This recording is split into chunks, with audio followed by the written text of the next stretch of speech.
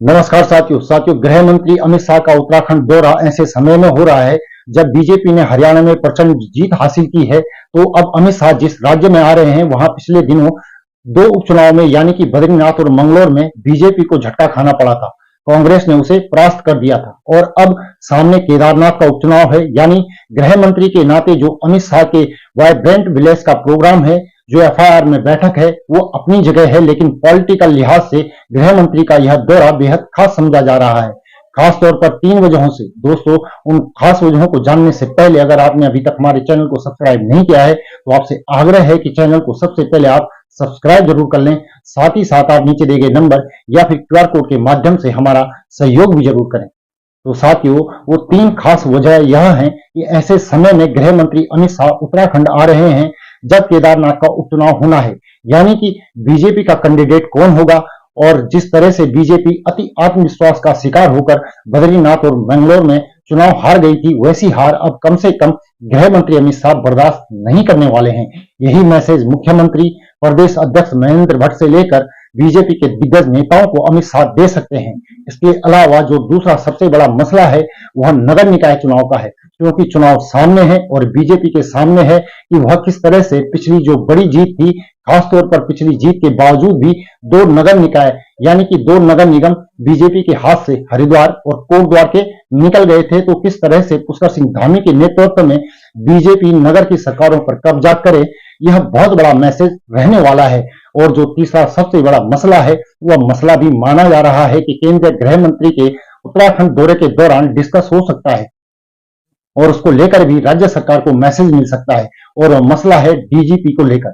क्योंकि जिस अंदाज में कार्यवाहक डीजीपी अभिनव कुमार को लेकर यूपीएससी ने डीपीसी की उनका नाम उसमें हटाया गया कि वह यूपी कैडर के हैं, इस तकनीकी फेज के बाद से ऐसा माना जा रहा है कि शायद राज्य सरकार इसका रिव्यू करना चाहती है। तो बड़ा सवाल है कि क्या गृह मंत्री अमित शाह के दौरे के दौरान यह भी तय हो जाएगा क्या अभिनव कुमार ही डीजीपी रहेंगे, यानी जो यूपीएससी ने जो अपना निर्णय एक तरह से दिया था डीपीसी से अभिनव कुमार के नाम को बाहर करके, क्या उसी फैसले को स्वीकार किया जाए या उसमें समीक्षा की गुंजाइश तलाश की जाए, या फिर कोई तीसरा रास्ता अख्तियार किया जाएगा। यानी कि अभिनव कुमार के डीजीपी के तौर पर उनका जो भविष्य है उसका फैसला भी अमित शाह के दौरे के दौरान हो सकता है।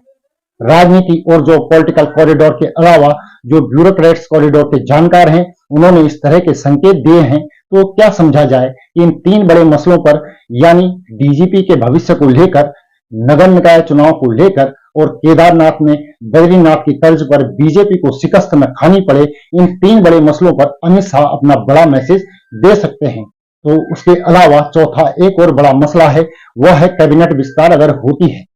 क्योंकि जिस तरह से लगातार आए दिन कैबिनेट विस्तार की बात बोली जाती है, जब भी होली होती है, दिवाली होती है या नया साल होता है, हर मौके पर कहा जाता है कि अब कैबिनेट का विस्तार हो जाएगा, अब होली पर हो जाएगा, दिवाली पर हो जाएगा। क्योंकि दिवाली अब सामने है और एक बार फिर से कहा जा रहा है कि दिवाली से पहले धामी कैबिनेट का विस्तार हो जाएगा। आदित्य कोठारी बीजेपी के नेता ने तो इस तरह का इशारा भी दे दिया है। लेकिन बड़ा सवाल है कि अगर 4 मंत्री पद रिक्त हैं, उनको अगर भरा जाना है तो ऐसा समझा जा सकता है कि जब अमित शाह उत्तराखंड के दौरे पर होंगे, इस दौरान मुख्यमंत्री को इस दिशा में बड़ा मैसेज मिल सकता है। क्योंकि पिछले दिनों हमने देखा कि मदन कौशिक मुख्यमंत्री से मिले, बिशन सिंह चुफाल मुख्यमंत्री से मिले थे, उमेश कुमार शर्मा काऊ जो मुख्यमंत्री से मिले थे, उसके अलावा बहुत सारे विधायकों ने मुख्यमंत्री से अलग अलग 1-to-1 मुलाकात की थी। और आप जानते हैं कि हरिद्वार से मदन कौशिक को माना जाता है, दावेदार माना जाता है मंत्री पद का। बिशन सिंह चुफाल को भी पिथौरागढ़ जिले से एक बड़ा दावेदार माना जा सकता है। मंत्रिमंडल विस्तार अगर होता है तो जगह मिलने के बाद उमेश शर्मा काऊ को लेकर भी कहा जाता है। बीजेपी में 4 मंत्री पद रिक्त हैं और एक अनाथ 100 बीमार वाली हालत है। लेकिन ऐसा समझा जा सकता है कि अगर कैबिनेट विस्तार होना है तो इस दशा में भी केंद्रीय गृह मंत्री अमित शाह का मैसेज मुख्यमंत्री पुष्कर सिंह धामी को मिल जाएगा। यानी बेहद दिलचस्प रहने वाला है गृह मंत्री अमित शाह का उत्तराखंड का यह दौरा, सरकारी कामकाज के अलावा पॉलिटिकल लिहाज से भी। चाहे नगर निकाय की बात हो या फिर खासतौर पर केदारनाथ उपचुनाव की बात हो, यहां से प्रधानमंत्री नरेंद्र मोदी की साख भी जुड़ी हुई है।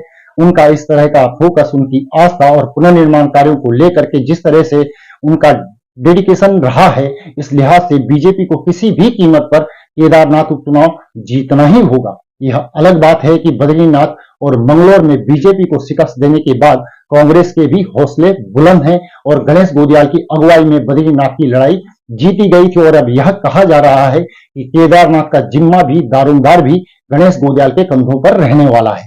हालांकि बीजेपी और कांग्रेस में प्रत्याशियों का चयन बेहद महत्वपूर्ण रहने वाला है। जिस पार्टी ने प्रत्याशी चयन में गड़बड़ी की उसके हिस्से शिकस्त भी आ सकती है, ऐसा भी राजनीतिक जानकार मानते हैं। तो देखना बेहद दिलचस्प रहेगा, कांग्रेस मनोज रावत या हरक सिंह रावत या किसी तीसरे चेहरे को मौका देती है और फिर बीजेपी में जिस तरह से दिवंगत विधायक शैला रानी रावत की बेटी ऐश्वर्या रावत जिस अंदाज में अब टिकट की दावेदारी कर रही हैं, उसे बीजेपी कितना इग्नोर कर पाएगी, यह देखना भी बेहद दिलचस्प होगा। फिर कुलदीप रावत की चुनौती, आशा नोटियाल को किस तरह दिलासा दिया जाएगा और कर्नल अजय कोठियाल जिस तरह से लगातार क्षेत्र में भ्रमण कर रहे हैं, ये सारे फैक्ट वहां रहने वाले हैं। तो फिर कैंडिडेट को लेकर इन तमाम मुद्दों को लेकर एक बड़ा मैसेज इस दौरे में अमित शाह देकर जा सकते हैं। तो साथियों, चैनल को सब्सक्राइब जरूर कर लें, साथ ही साथ नीचे दिए गए नंबर या फिर क्यूआर कोड के माध्यम से आप हमारा सहयोग भी जरूर करें। अगली रिपोर्ट में पुनः आपसे जल्द मुलाकात होगी, तब तक के लिए नमस्कार।